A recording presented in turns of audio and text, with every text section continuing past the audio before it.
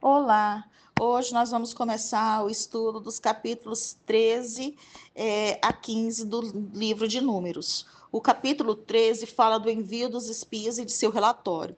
No versículo 1 do capítulo 13, Deus disse a Moisés que enviasse espias aparentemente em resposta a uma petição anterior feita pelo povo, visto que em Deuteronômio 1, versículos 22 e 23, indica que eles tinham pedido isso. Deus usou os espias para mostrar que o povo como um todo ainda não estava preparado para entrar na terra prometida. Só para lembrar que os livros do Pentateuco, né, alguns estão acontecendo concomitantemente, né, ou seja, ao mesmo tempo. Por exemplo, Levítico e Números foi logo depois que eles saíram de Êxodo. Então, aqui, da mesma forma, a gente está vendo que algo que está acontecendo em Números também aconteceu em Deuteronômio. Versículo 2 do capítulo 13. A missão destes espias era partir para examinar a terra. A lista dos espias das 12 tribos introduz um grupo provavelmente jovem, diferente dos líderes patriarcais mais velhos, que estiveram à frente do censo e responsáveis pelas ofertas de cada tribo. Versículo 3 do capítulo 13. Neste capítulo, as indicações geográficas vão do contexto amplo do deserto de Parã para um lugar mais específico, Cádiz Barneia, no deserto de Zin, o ponto de partida da exploração dos espias. Versículos 4 a 14 do capítulo 13, esta seção mostra os nomes dos homens escolhidos para examinar a terra, para atuarem como espias. Versículo 16 do capítulo 13, o primeiro desses nomes, e o primeiro desses nomes é Oséias, né? Significa simplesmente salvação. E o último desses nomes, que é Josué, significa o Senhor salva. Era apropriado que o homem que sucederia a Moisés como líder tivesse um nome que apontava para o Senhor como aquele de quem procederia a salvação da nação. No versículo 20 do capítulo 13, a informação sobre a primícia das uvas citou a exploração de Canaã no final de agosto e início de setembro, muitos meses depois da partida do Monte Sinai no início da primavera. Lembremos aqui que a primavera de lá não é a mesma, não é o nosso setembro. Versículo 21 do capítulo 13. Os espias exploraram a terra que vai do deserto de Zin até Reob, a entrada de Amate. Era a totalidade da terra de Canaã, uns 300 quilômetros, o que leva a crer que os espias podem ter se dividido para cobrir melhor a terra. Versículo 22 do capítulo 13. Hebron era bem conhecida como sendo o local dos sepulcros de Abraão, Isaac e Jacó. A Zoan, que foi edificada 7 anos depois de Hebron, é a cidade de Tanis, no Egito, fundada em cerca de 1430 a.C. Um outro nome para Hebron é Kiriat Arba, e estava associada aos Anaquins, ou descendentes de Anak, um clã de guerreiros gigantes e intimidadores. Na história posterior, Davi ocupou Hebron e foi ungido ali, primeiramente como rei de Judá e depois como rei de Israel e Judá. Versículo 25 do capítulo 13, os 40 dias de exploração da terra pelos espias coincide com o tempo aproximado que deve ter levado para a viagem de 560 a 640 quilômetros a pé. A gente falou antes em 300 quilômetros, mas nós temos que lembrar que é ida e volta, certo? Agora, versículo 26 do capítulo 13. Os espias de Israel partiram da região do deserto de Parã e se dirigiram para o norte, rumo ao deserto do Negueb, atravessando o que posteriormente seria Judá e Israel. Enquanto isso, os israelitas prosseguiram a viagem até o oásis de Cádiz Barneia. Versículo 27 do capítulo 13. O relato dos espias começou pela parte positiva, né, com provas da fertilidade da terra prometida. Leite e mel se tornou a descrição clássica da abundância natural da flora e fauna da terra de Canaã. Versículos 28 a 29 do capítulo 13, o teor do relato mudou rapidamente para uma avaliação negativa da possibilidade de conquistar as cidades fortificadas e seus numerosos habitantes, entre os quais disseram haver gigantes.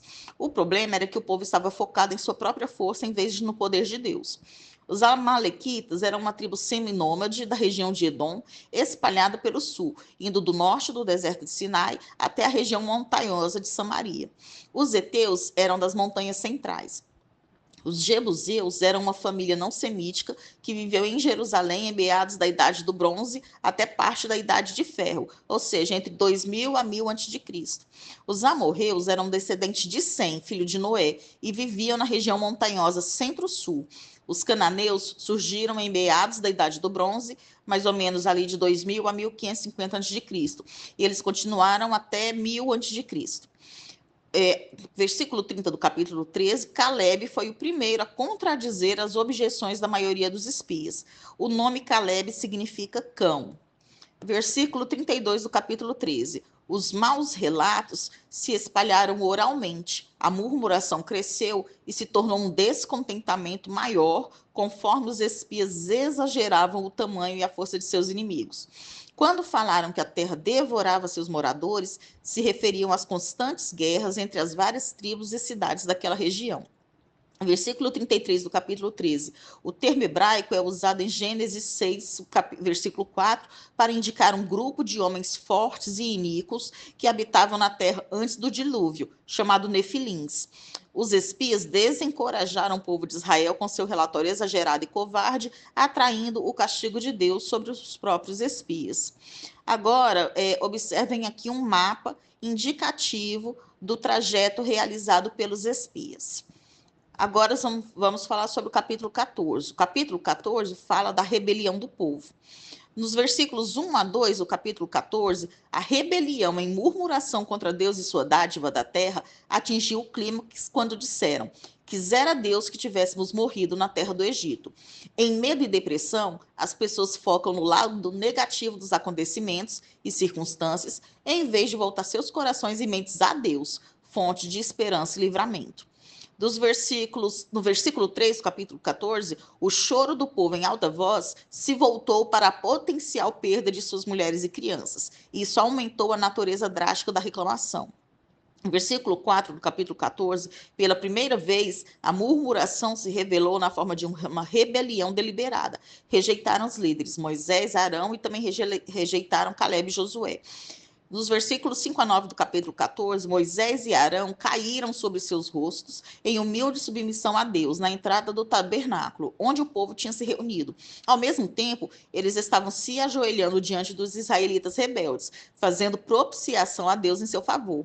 Os espias fiéis, Josué e Caleb, rasgaram suas vestes como sinal de lamentação e desprezo pelos israelitas desafiadores e seus líderes humilhados. Versículo 10 do capítulo 14, a intervenção dramática de Deus mostra que ele intervém quando seu povo está em risco, e quando ele se manifestou em favor de Moisés. Versículos 11 e 12 do capítulo 14, os sinais milagrosos que os israelitas experimentaram em seu livramento do Egito e sua peregrinação foram todos esquecidos. Deus ameaçou destruir os israelitas e recomeçar com um novo povo que viria de Moisés.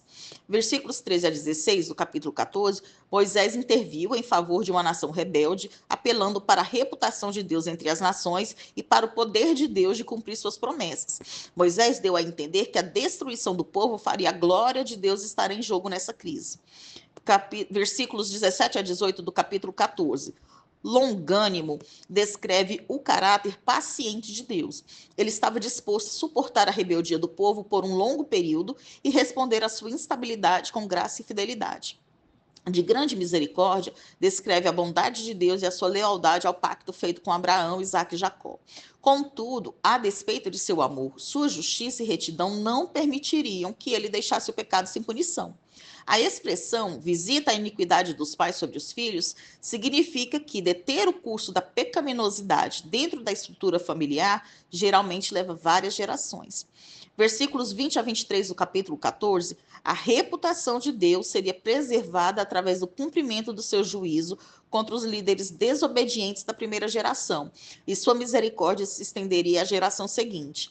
Ao se recusar a entrar na Terra Prometida, a geração rejeitou uma parte essencial do seu relacionamento do pacto com Deus.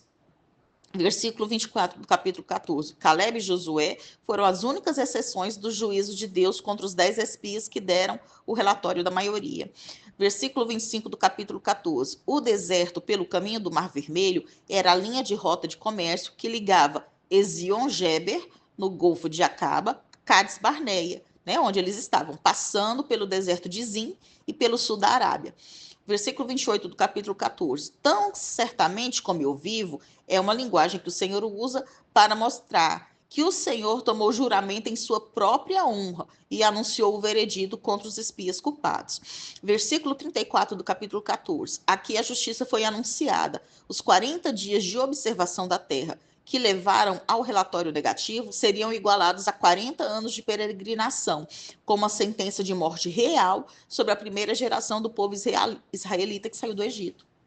Versículos 39 a 40 do capítulo 14, o povo se entristeceu, porém tudo fazia menos atender a palavra de Deus. De infidelidade e descrença, o povo agora desenvolveu a imprudência, entregando-se à precipitação que, como a murmuração, era mais um sinal de falta de comunhão com Deus. No versículo 43 do capítulo 14, qualquer tentativa de iniciar a conquista da terra sem a bênção de Deus seria fútil. A desobediência deliberada à ordem de Deus de não atacar os cananeus resultaria em amarga derrota. Agora vamos falar sobre o capítulo 15. O capítulo 15 trata da lei sobre as ofertas. Versículo 2 do capítulo 15. Quando entrardes na terra, sugere claramente que Deus traria a segunda geração à terra prometida a Abraão e Moisés. Versículos 3 a 9 do capítulo 15. A oferta queimada apresentada em celebração está em contraste com o fogo destruidor de Deus retratado em Números 11, versículos 1 a 4. O livro de Levítico foca nos sacrifícios de animais e na forma como eram oferecidos. Aqui, neste capítulo de Números, é enfatizada a produção da terra, né? O cereal, o óleo e vinho, que o Senhor proveria ao Israel fiel. Versículo 11 do capítulo 15. Estas leis apontam para a época na qual o povo de Israel terá sua moradia na terra prometida. Já foram promulgadas para mostrar ao povo que as promessas de Deus são firmes e que, ainda que aquela geração morresse no deserto, a palavra de Deus dura para sempre. Versículos 14 a 16 do capítulo 15, os requisitos para o sacrifício eram os mesmos tanto para os israelitas naturais quanto para os estrangeiros residentes que desejavam se identificar com a fé israelita e se submeter à autoridade da Torá. Versículos 17 a 21 do capítulo 15, o bolo das primícias da vossa massa ou da vossa farinha se trata de um tipo de oferta de primeiros frutos. Era dedicado ao Senhor em celebração da produção abundante da terra. Versículo 22 do capítulo 15. Pecados não intencionais incluíam questões nas quais indivíduos ou a comunidade agiam sem perceber e quebravam uma condição legal ou falhavam em executar certas exigências cerimoniais. Versículo 24 do capítulo 15. Se alguém ou um grupo de pessoas pecavam por ignorância, sem o conhecimento da congregação, o sacerdote era obrigado a fazer uma oferta pelo pecado e uma oferta queimada em favor de toda a comunidade. Versículos 30 a 31 do capítulo 15. No pano de fundo textual da rejeição de Israel a Deus e a terra prometida, é levantada a questão da rebeldia intencional à palavra de Deus. Quando uma pessoa agia assim, tal pessoa havia blasfemado contra o Senhor e difamado sua justa reputação. O castigo era a pena de morte ou o banimento permanente da comunidade. Dos versículos 32 a 36 do capítulo 15, a violação intencional da lei de Deus é exemplificada pelo israelita que realizou o trabalho de apanhar lenha no dia do Shabat, pois nenhum trabalho era permitido nesse dia. O Shabat era um sinal do pacto realizado no Monte Sinai e violar o Shabat era considerado uma rejeição do relacionamento da aliança com Deus. A pena era morte por apedrejamento. No versículo 38 do capítulo 15, as instruções neste versículo são referentes ao símbolo externo para lembrar o povo do seu pacto. As bordas de fios azuis, ou borlas também, né, nas franjas de suas vestes. Este costume era seguido no tempo de Jesus, né, e até hoje continua sendo seguido pelos judeus ortodoxos. Nós terminamos aqui, então, o estudo dos capítulos 13 a 15 do livro de Números.